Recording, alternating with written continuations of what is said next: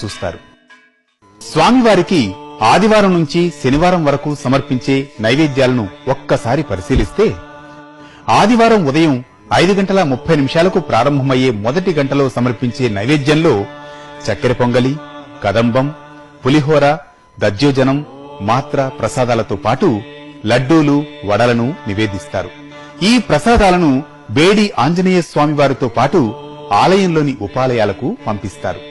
ఇక ఉదయం 10 గంటలకు 2వ గంట నివేదనలో పెరుగన్నం, చక్కెర పొంగలి, పులిహోర, మిరియాల పొంగలి, సీర, శేఖరాబాద్ నైవేద్యంగా సమర్పిస్తారు. ఇక రాత్రి 7:30 జరిగే 3వ నివేదనలో కదంబం, మొలహోర, తోమాల దోశలు, లడ్డూలు, వడలతో పాటు ఆదివారం ప్రత్యేకంగా గరుడ ప్రసాదంగా ప్రసిద్ధి చెందిన ఆదివారం పిండిని శ్రీవారికి సమర్పిస్తారు. ప్రతిరోజు సమర్పించే నివేదనలో చక్కెర పొంగలి, పెరుగన్నం, మిరియాల పొంగలి, కదంబం, శేఖరాబాద్, మొలహార ఉంటాయి.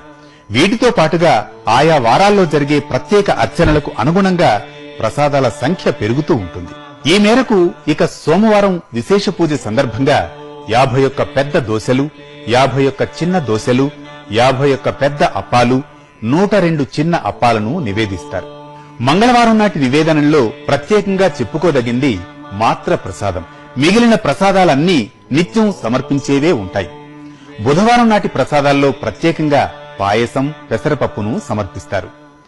గురువారం నాటి ప్రసాదాల్లో ప్రతి నిత్యం సమర్పించే వాటితో పాటుగా తిరుప్పావడ సేవను పురస్కరించుకుని జిలేబీ, మురుకు, పాయసాలను నివేదిస్తారు. శ్రీవారి అభిషేక సేవ జరిగే శుక్రవారం నాడు స్వామివారికి ప్రత్యేకంగా పోళీలు సమర్పిస్తారు.